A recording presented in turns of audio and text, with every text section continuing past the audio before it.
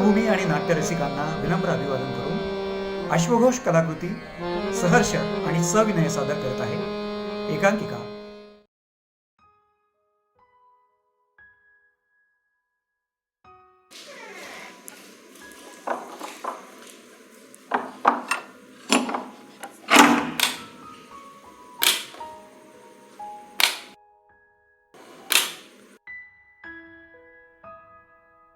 Fuse गेले वाटतं.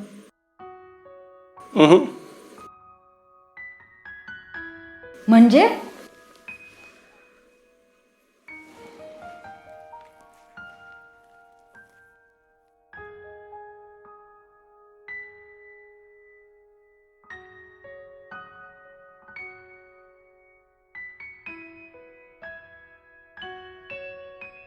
हे काय आलंय?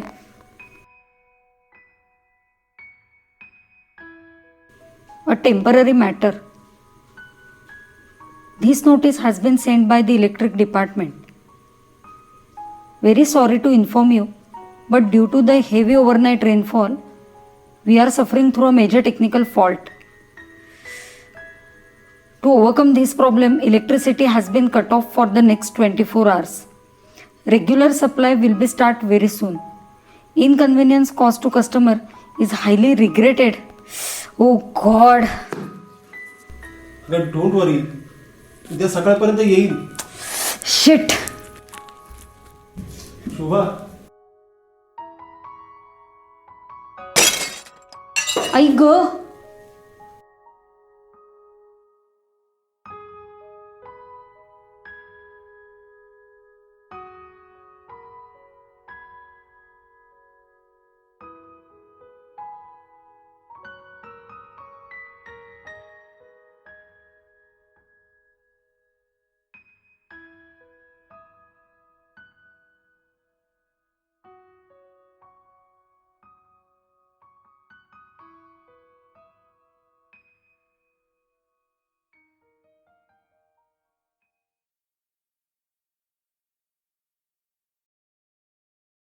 मोकळा आभार.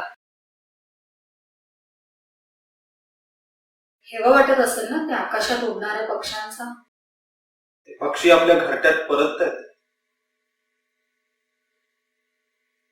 तुला आपल्या घराचं ओझं झालंय, तसं त्यांना घरट्याचं ओझं झालेलं नाही अजून.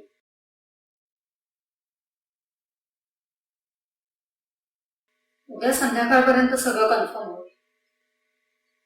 Advocate Stanley work sure. व्हायलाच हवं. ऑफिस मधून स्पेशल ऑफ घेतला होता, आठवडा भराचा. संपत आला. मला ठाऊक नसल्यासारखं का सांगतोस? I don't. असं अलीकडे आपण एकमेकांना काही सांगतो का? तुला जे काही बोलायचं ते स्पष्ट बोल. दुपारी त्या मार्कचा फोन आला होता. तुझ्या सेलवर ट्राय करत होता खूप वेळ, पण तुझा नंबर आउट ऑफ कव्हरेज येत होता. संध्याकाळी झालंय बोलणं.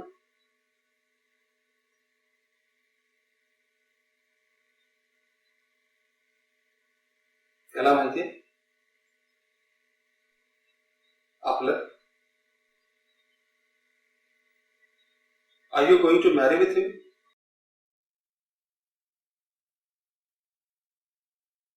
And it's none of your business. I go.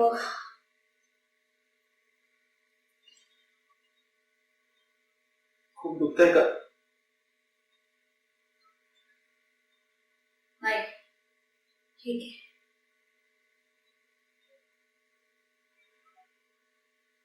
Sorry. खायला काही मागू? हो, तुला हवं ते मागव. Hello, hotel blue dam. हा, ऑर्डर द्यायची होती. 2 पास्ता.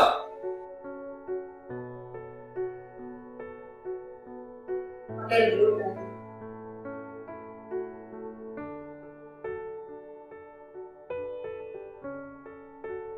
तुझा 30वा वाढदिवस.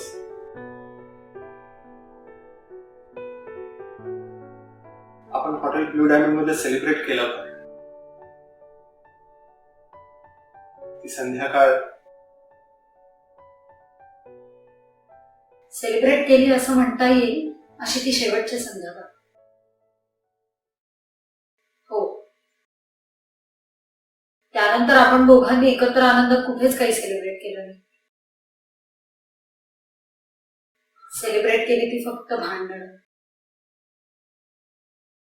Very true. Truth is like burning candles.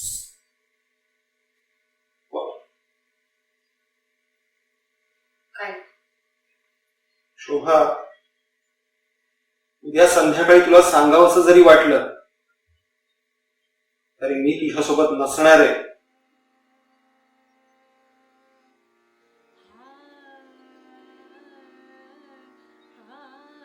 मी आणि माझी मैत्रीण भेटली. कॉलेजच्या दिवसात हॉस्टेलवर असताना रोज रात्री बसून खेळायचो.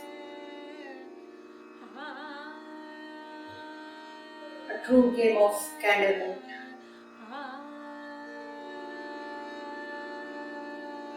एका अंधाऱ्या खोलीत मेणबत्त्या पेटवून समोरासमोर बसायचं आणि गोष्टी सांगायच्या एकमेकांना. काही अगदी जे काही मनात येईल, कसलाही आडपडदा न ठेवता. असं काही जे यापूर्वी तुम्ही कधीच कुणाला सांगितलेलं नसेल, जे तुम्हाला या आधीच सांगायचं होतं पण कधी तुम्हाला हिंमतच झाली नाही.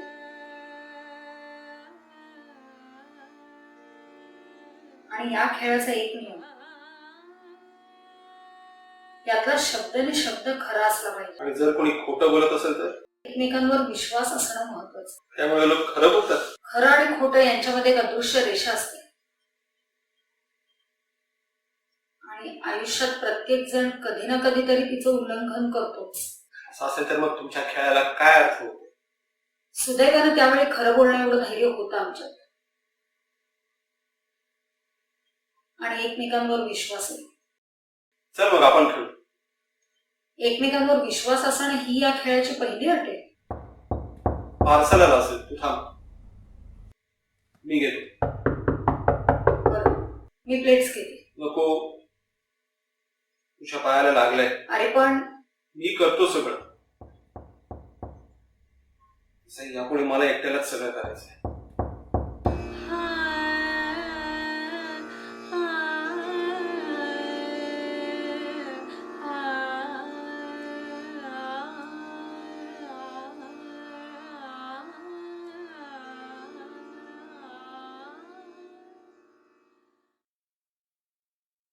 ये बस.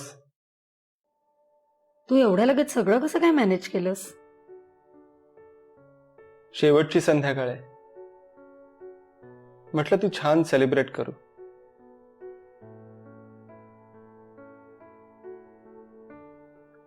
तुला आपला पहिला कॅन्डल लाईट डिनर आठवतोय? त्यावेळी आपण नुकतेच एकमेकांच्या प्रेमात पडलो होतो आणि एकत्र भेटायचं ठरवलं होतं. Blue diamond restaurant.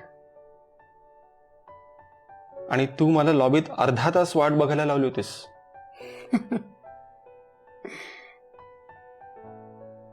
एक मिनिट, तू त्यावेळी सुद्धा हीच ऑर्डर दिली होतीस. त्यावेळी तू सगळं काही विसरून फक्त माझ्याकडेच बघत होतास. तुला खायची प्यायची कसलीच शुद्ध उरली नव्हती. तुला बघण्याच्या नादात त्या बिचाऱ्या वेटरला टिप द्यायची राहून गेली आणि तेवढ्यासाठीच तू मला 10 किलोमीटर मागे ड्राईव्ह करायला लावलंस. परत गेल्यावर तो वेटर सुद्धा हैराण होऊन बघत बसला होता. तीच 2 माणसं, तशीच एक संध्याकाळ.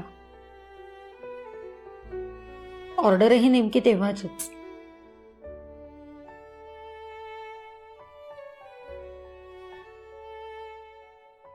मध्ये किती मोठा काळ गेला ना. तुला आठवतंय आपण सगळ्यात पहिल्यांदा कधी भेटलो होतो? 21 ऑगस्ट. 21 ऑगस्ट. 8 वर्ष. तुझ्या मित्राचा वाढदिवस होता. मी माझ्या बहिणीबरोबर आले होते. तू बंगाली साडी नेसली होतीस, मला अजून आठवत आहे. त्यावेळी काही गॉर्जस दिसत होतीस तू शोभा. सावकाश घे, पाणी घे. थँक्स. तुझ्या त्या मित्रानेच आपली ओळख करून दिली. तेव्हा तू आम्हा दोघींना आपल्या घरी इन्व्हाइट केलं होतंस. तेव्हा तू पहिल्यांदाच माझ्या घरी आली होतीस ना? आय मीन आपल्या घरी.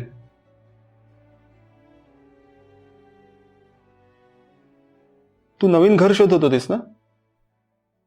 मिळालं? 12/23 लेन, फ्रँकलिन रोड. Franklin road? तुझ्या ऑफिस पासून लांब आहे असं नाही वाटत तुला? माझ्या बजेटमध्ये तेवढीच एक जागा बसत होती. मला सांगितलं असतं तर मी दुसरा काहीतरी पर्याय शोधला असता. तुला वेळ मिळाला असता. बट थँक्स टू मार्क, त्याने बरीच मदत केली घर शोधायला. ओ आय सी. तुम्ही एकत्रच राहणार असाल नाही? तो माझ्या बरोबर का राहील? We are just friends and nothing like that. आपलं यापूर्वीही बरेचदा बोलणं झालंय ह्या विषयावर. सॉरी.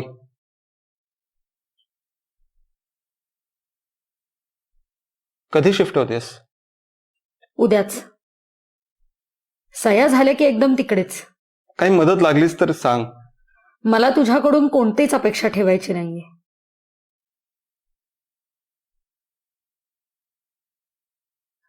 खाऊन घेऊया, गार होत आहे. 8 वर्ष. काहीच बदललेलं नाहीये 8 वर्षात. पहिल्यांदा या घरात पाऊल ठेवलं तेव्हा होतं तसंच आहे सगळं आजही.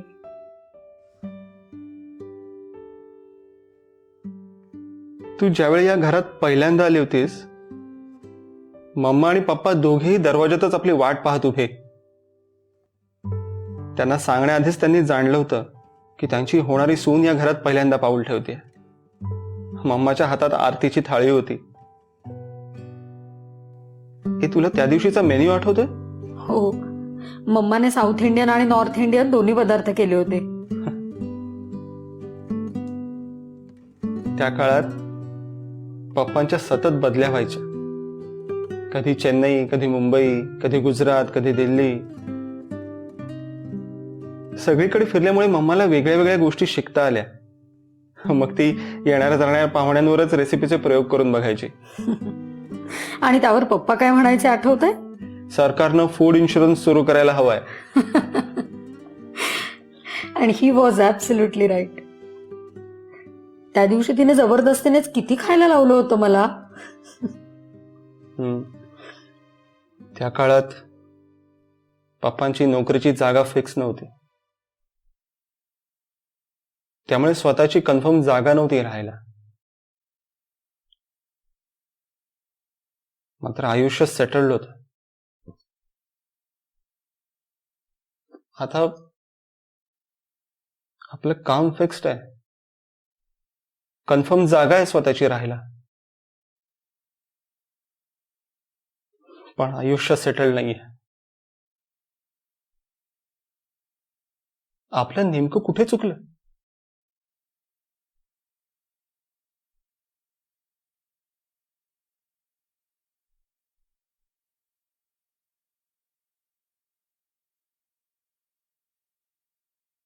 पप्पा गेल्यावर मम्माने जो डिसिजन घेतला अंकलकडे जाऊन राहण्याचा, तो तुला खरंच पटला होता का? शोभा, ती एकत्र कुटुंबात वाढलेली, त्याची कायमच तिला ओढ होती. मात्र लग्नानंतर तिला कधी एकत्र कुटुंबात राहायला मिळालंच नव्हतं. आपल्या घरी पप्पा सोडले तर बाकी एकत्र कुटुंबच होतं. मम्मा ते खूप मिस करायची कायम. तिनं अनेकदा तसं बोलूनही दाखवलं होतं. त्यावर पप्पा म्हणायचेही, तुम्ही दोघंही कलकत्त्याला आपल्या घरी जाऊन राहा. पण मम्मा त्यांना सोडून जायला तयारच नव्हती कधी. हा, मात्र पप्पा गेल्यावर तिचं इथे अमेरिकेत मनच लागेना. तोपर्यंत आपला संसारही सुरळीत सुरू झाला होता. कसं आहे ना, जरी आपण तिला विरोध केला असता तरी आय डोंट थिंक सो की ती इथे थांबली असती. त्यापेक्षा आता ती अंकलच्या फॅमिली सोबत आहे, तिथे ती जास्त आनंदात असेल. 6 महिने झाले ना मम्माला शेवटचं भेटून. मागच्या आठवड्यात मम्माचा फोन आला होता. तुझी मीटिंग होती त्यामुळे तू रात्री उशिरा घरी आलास. आणि मी सुद्धा कामाच्या गडबडीत सांगायचं विसरूनच गेले. Is she all right?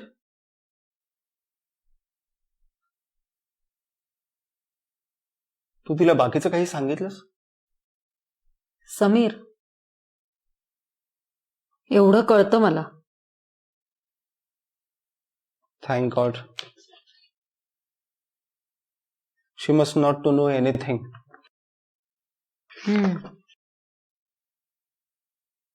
I know.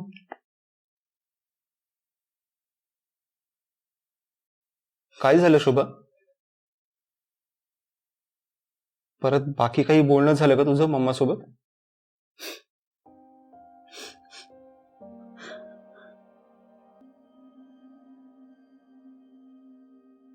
का कुणास ठाऊक, पण मला नेहमी त्यांच्याशी बोलताना वाटत राहतं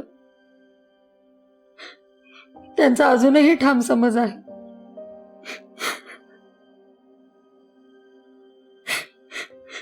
की त्या घटनेत माझा एकटीचाच दोष होता.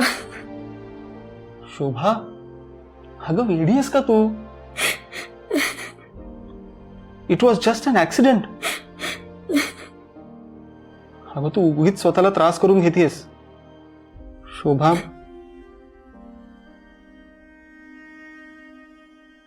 तू मुलगा होता की मुलगी?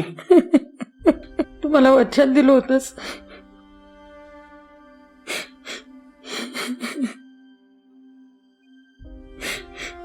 की आपल्या गेलेल्या बाळाबद्दल कधीच काहीही विचारणार नाहीस.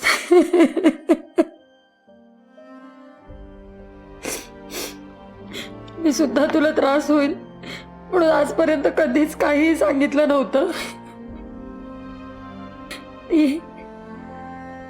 ती मुलगी होती Sameer. It was a nice baby angel. Shobha,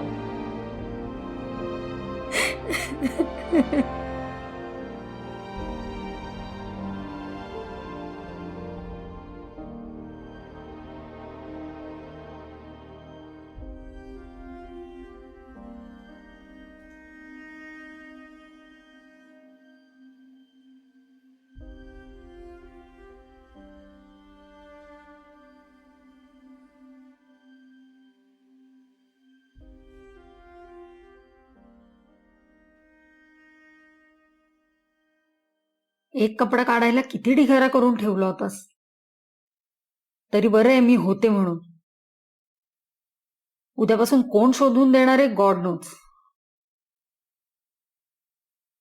thanks. चल, उद्या बरीच काम आहेत. कुठे झोपणार आहेस? म्हणजे नाही म्हणजे गेले बरेच दिवस तू बेडवरती झोपतेस आणि मी सोफ्यावर, म्हणून विचारलं. मग आणि शेवटची रात्र आहे ना. एक काम कर, आज तू बेडवर झोप आणि मी बाहेर सोफ्यावर झोपायला जाते. तेवढाच चेंज. हा चालेल ना, ठीक आहे, नो प्रॉब्लेम. नाही नाही नाही, माझाही बाहेरच झोपायचा मूड आहे. Any objection?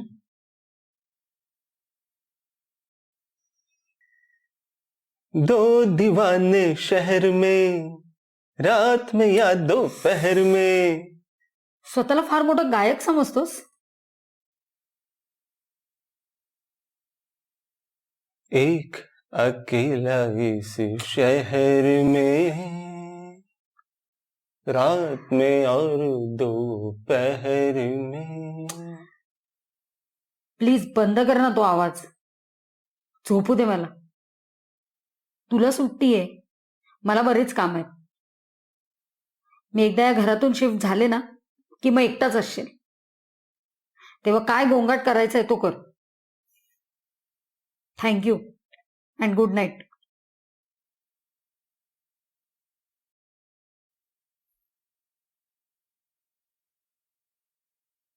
उद्यापासून हे घरही असंच शांत होणार.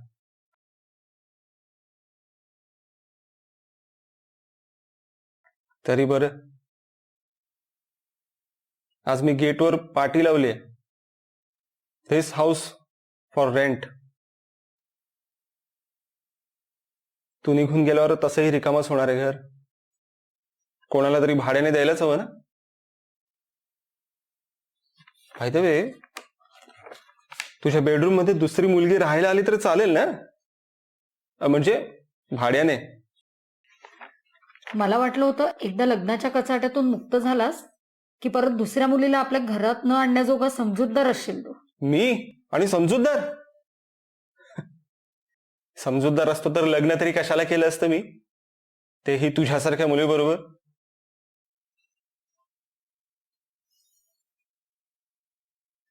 मी यावर काही आर्ग्युमेंट करणार नाही. Good night. Okay, good night. Hello, हा बोल रे.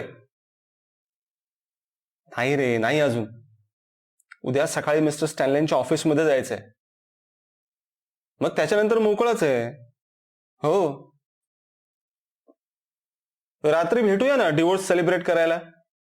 हो येस, जॉर्ज, विनी, सॅरा सगळेच येणार आहेत. अरे बरं ऐक, बॅटरी लो आहे, मी कॉल करतो तुला उद्या. हा, हो हो, बाय, गुड नाईट. कोणाचा फोन होता? हा, कोणाचा फोन होता? अजय. डिवोर्सचं सेलिब्रेशन? हो, मग तुला काय कळणार त्याची मजा. लग्नापूर्वी बॅचलर्स पार्टी करतो ना, तशी डिवोर्स झाल्यावर फ्रीडम पार्टी. Very good. आणि विनी आणि साराचं काय? त्याही डिवोर्स आहेत, म्हणून मग त्यांना इन्व्हिटेशन. हे बघ, तुम्हाला टेरेसवर काय धिंगाणा घालायचाय तो घाला, पण माझ्या घरात ड्रिंक घेऊन तमाशा केलेला मला अजिबात चालणार नाही. हा, उद्यापासून तुझा या घराशी काहीही संबंध नाहीये. शोभा, अगं बेडरूम मध्ये कुठे चाललीस? हे काय, आत्ताच बॅग भरतेस? आजची रात्र थांबणार आहेस ना? Please leave me alone. तो अल्बम माझ्या लग्नाचा, येस, माझ्या पूर्वीच्या लग्नाचा. तू भेटलेस माझ्या बायकोला? माझ्या बायकोचा चेहरा ओळखीचा वाटतोय. तू तुझ्या बायकोला आजवर एकदा तरी ओळखू शकलायस का? ऑल राईट, अल्बम माझ्याकडेच राहायला पाहिजे, कारण ती माझी प्रॉपर्टी आहे. हा, पण अर्थात कोणाला आठवण म्हणून तो घेऊन जायचा असलाच तर जाऊ शकतो. मी तेवढाच समजूतदार आहे, मी काय अडवणार नाही. हॅलो, हा मिस्टर स्टॅनले, सॉरी मी तुम्हाला खूप लेट नाईट फोन केलाय, पण मला ना एक शंका आहे. लग्नाचा अल्बम डिवोर्स नंतर कोणाकडे राहतो? म्हणजे नवऱ्याकडे की बायकोकडे? अरे वेडा आहेस का तू? I am very sorry mister Stanley, Sameer has gone mad. Hello hello. अगं माझा फोन कधीच स्विच ऑफ झालाय. पण प्रश्न जेन्युइन आहे की नाही? तुला काय वाटतं, कोणाकडे राहत असेल अल्बम? तुझ्या डिवोर्स कंपनीला विचारलं नाहीस कधी? हा, नॉट अ बॅड आयडिया. उद्याच विचारतो. मला माझ्यासाठी वेगळा अल्बम करून घ्यायचंय. हा स्पेशल ऑर्डर देऊन करून घेतला होता. $10,000 खर्च आला होता. किती? 10,000. मी तुला ब्लँक चेक देते, तुला हवी त्या अमाऊंट घाल. हा, मग ठीक आहे. मला वाटलं होतं तू नकार देशील. का? व्यवहार आणि नाती यात गल्लत करायची नसते, खास करून अशा वेळी बायको सोडून जाताना. चल आता झोपूयात, बाकीचं उद्या बघू. खूप उशीर झालाय. आणि जा तू झोप बेडरूम मध्ये नेहमी सारखीच. मी काय जातो सोफ्यावर झोपायला एकटा. तुला आली असेल तर जा तू झोप. म्हणजे तू काय इथे आता जागत बसणार आहेस का? ठीक आहे मग, मलाही नाही आलेली झोप. मला तुला काहीतरी विचारायचं. विचार. अगदी प्रामाणिकपणे उत्तर देशील? अरे बापरे, मेणबत्ती समोर ठेवून खेळायचं? नाही, त्याची गरज नाही. फक्त इतकं पुरेसं आहे की मी विचारलेल्या प्रश्नांची खरी उत्तरं देशील तू. प्रयत्न करतो, पण त्याचबरोबर मलाही तुला काही प्रश्न विचारायचे आहेत. त्यांची खरी उत्तरं हवी आहेत. मान्य? मान्य. पण सुरुवात मी करणार. ओके. तू माझ्यावर अजूनही प्रेम करतोस? हो. आणि तू? हो. तुझ्या आयुष्यात दुसरी कुठली मुलगी आली म्हणून तू मला डिवोर्स देतोयस? नाही. तुला माझ्यापेक्षा दुसरं कोणी जास्त आवडायला लागलंय म्हणून तू मला डिवोर्स देतेस? अजिबात नाही. तुला हा डिवोर्स मनापासून घ्यावासा वाटतोय? खुश राहू शकशील तू? माहित नाही. तू हा डिवोर्स घेऊन खुश राहू शकशील? मला नाही सांगता येणार. नाही सांगता येणार. आणि तरीही तू उद्या कागदपत्रांवर सह्या करणार? हो.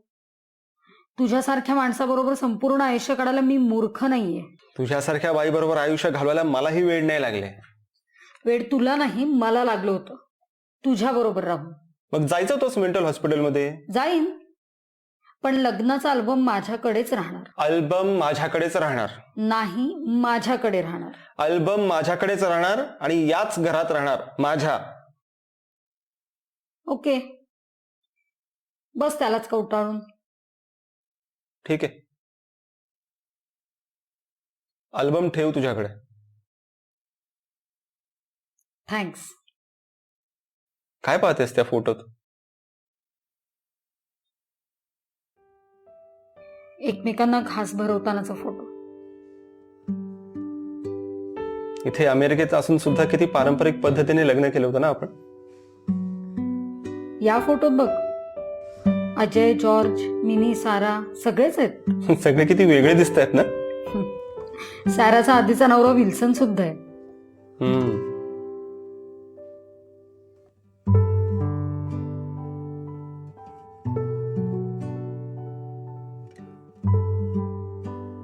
सर्वांच्या तुलनेत आपला संसार जास्त टिकला म्हणायचा,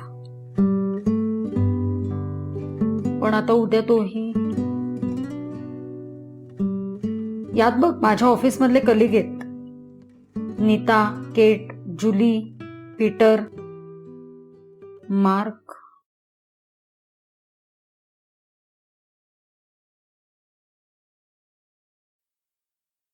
मार्क आणि तू आपल्या लग्नात पहिल्यांदाच एकमेकांना भेटला होतात ना? त्यानंतर तो 4-5दा आपल्या घरी सुद्धा आला होता. आणि मुख्य म्हणजे आपल्या मम्मालाही आवडला होता तो. त्या इमर्जन्सीत बिचारा तोच सगळी धावपळ मार्क, करत होता. Mark, Mark, bloody hell that Mark. Enough Shobha. तू कधीतरी माझा विचार केलास का? मला काय त्रास होतो हे सगळं पुन्हा पुन्हा ऐकल्यावर ते तुला आयुष्यात कधीच कळणार नाहीये. त्रास? हो. आपल्या बायकोची पहिली डिलिव्हरी आहे आणि तिच्या नवऱ्याला नाईलाजाने ऑफिस मीटिंगसाठी आउट ऑफ टाउन जावं लागतं. आणि दरम्यानच्या काळात इथे बरंच मोठं महाभारत घडून गेलेलं आहे. अरे पण तो त्या कठीण प्रसंगात आपल्यालाच मदत करत होता ना, तुझ्या गैरहजेरीत. त्यात चिडण्यासारखं काय एवढं? कोणत्याही जवळच्या मित्रानं तेच केलं असतं. I know. पण त्या एका घटनेनं माझं संपूर्ण आयुष्य बर्बाद करून टाकलंय. आणि माझं मूलही गेलं. आणि आपलं नातंही. सांग ना मला, यात माझा दोष काय होता? मम्मा तुला कॉन्फरन्सला जाऊ देत नव्हती, पण मी तिला कन्व्हिन्स्ड केलं. तू गेलास आणि दुसऱ्याच दिवशी तो ऍक्सिडेंट झाला.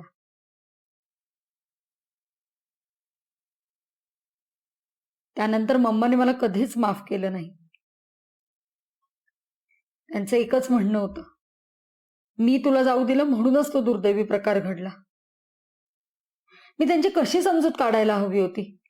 बरं, त्या काळात तूही माझ्यापासून दूर गेलास.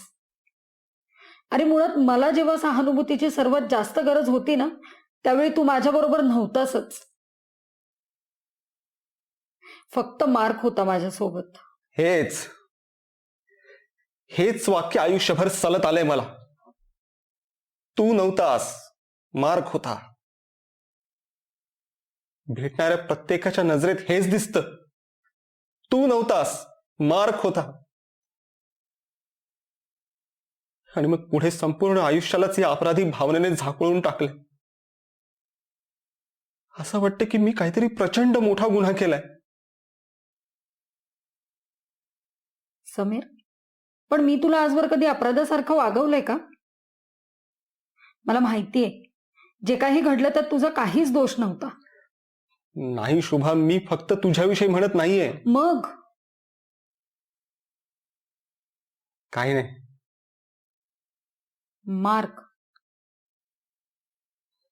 मार्क काही बोलला का तुला? But that's impossible. I know him. Me mark विषयी बोलत नाहीये. मग दुसरं कोण? तुझी आई. आई? तुला आठवत आहे? तुझं अबॉर्शन झाल्यावर मम्मा भारतात परत गेली. त्यावेळी तुझी आई महिनाभर आपल्याकडे राहायला आली होती. त्यावेळी रोज दिसायचं मला त्यांच्या नजरेत. एक दिवसही त्यांच्यासमोर मान वर करून बघायची हिंमत नाही झाली माझी.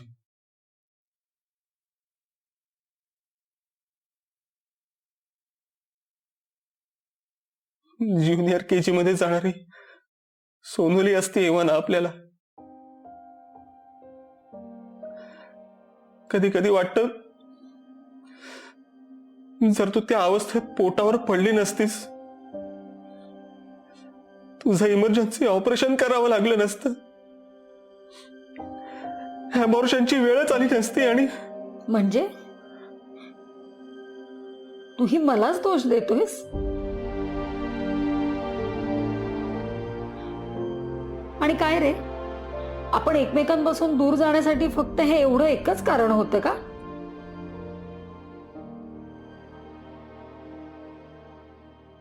उत्तर दे समीर, मी तुला विचारतेय काहीतरी. माहित नाही, पण सगळ्यात पहिल्यांदा तू थांबवलंस माझ्याशी बोलणं. तुझ्या संपूर्ण स्वभावातच काहीतरी विचित्र बदल घडला. त्यानंतर तुझं वाढत गेलेलं काम, रात्री उशिरापर्यंत घरी न येणं, आणि ह्या सगळ्यात तो मार्क होता तुझ्यासोबत. तुझा बेसिक प्रॉब्लेम काय माहितीये? मी किंवा माझी आई तुझ्याशी आम्ही कसे वागलो हा तुझा प्रॉब्लेमच नाहीये. तुझा मेन प्रॉब्लेम आहे मार्क. तो तुला माझ्यासोबत नको होता. खरं तर तू मला कधी समजून घेण्याचा प्रयत्नच केला नाही समीर. आपलं सगळं काही व्यवस्थित सुरू होतं. सोन्यासारखा संसार होता. आपण दोघंही भरभरून आयुष्य जगत होतो. पण आपल्या आयुष्यात घडलेल्या त्या एका ऍक्सिडेंटने सगळं काही उद्ध्वस्त करून टाकलं. त्या परिस्थितीत मी स्वतः कोलमडले होते. पण तरी सुद्धा काही काळाने का होईना तुला सावरण्याचा आटोकाट प्रयत्न केला मी. तुला अनेकदा समजावून देत होते की जे काही घडलं त्यात तुझा अजिबात दोष नाहीये. पण तू कधी समजूनच घेतलं नाहीस. तू आपणहून स्वतःमधल्या अपराधीपणाच्या भावनेला मोठं करत गेलास आणि तुला सगळ्यात जास्त त्रास त्याचाच होतोय. मी समजू शकते की त्या प्रसंगाने तू स्वतः कोलमडलास आणि त्या परिस्थितीत तुला माझ्या पाठी उभं राहणं शक्य नव्हतं. पण याच वेळी मार्कने मला एखाद्या चांगल्या मित्रासारखं जपलं. मला डिप्रेशनमध्ये जाऊ दिलं नाही.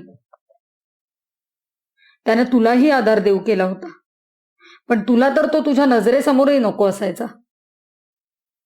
तू नवरा म्हणून असलेली यामागची तुझी इन्सिक्युरिटी एक वेळ मी समजूही शकते, पण विचार कर, तुझं ते वागणं एक पार्टनर म्हणून बरोबर होतं का? नसेल, पण त्यालाही कुठेतरी तूच कारणीभूत होतीस. कारण एवढं सगळं तुला समजत असतानाही तुला तो मार्क आणि तुझं करिअर महत्वाचं वाटत होतं, म्हणून त्याच ऑफिसमध्ये टिकून राहिलीस, एवढी प्रमोशन्स घेतलीस. आणि मला त्याच गोष्टीचा अजूनही राग आहे. अरे माझ्यासाठी पोटच्या पोरापेक्षा करिअर महत्वाचं होतं असं वाटतंय का तुला? स्वतःला अधिकाधिक कामात गुंतवून घेणं हा माझ्यासाठी त्या दुःखातून बाहेर पडण्याचा एकमेव मार्ग उरला होता. मला कधीच करिअरिस्टिक वुमन बनण्याचं आकर्षण नव्हतं. And for your kind information, mark फक्त माझा मित्र होता. ऑफिसमध्ये माझा टीम लीडर होता. पण तुला तो आवडत नाही या एका कारणास्तव गेल्याच महिन्यात मी नोटीस दिली ऑफिसमध्ये. मी रिझाईन केलंय. व्हॉट? त्यामुळे इथून पुढे त्याचा आणि माझा कुठल्याच प्रकारे संबंध येणार नाहीये. पण म्हणून तू नोकरी सोडलीस? Don't worry Sameer, you are right. मी करिअरिस्टिक वुमन आहे. त्यामुळे उद्या सामान शिफ्ट झालं की परवापासून मी नवीन कंपनी जॉईन करणार आहे. शोभा,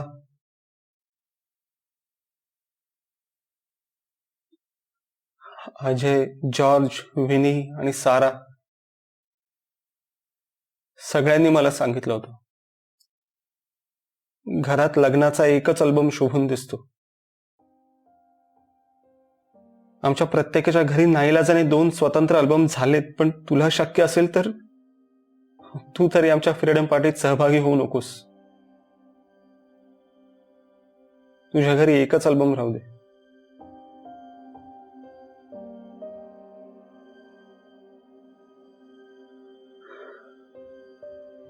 मी खरंच मनापासून तसा प्रयत्न केला, करत आलो.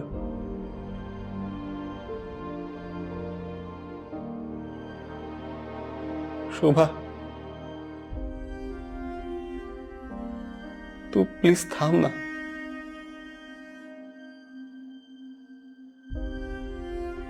तू थांबलीस तर मला जास्त आनंद होईल.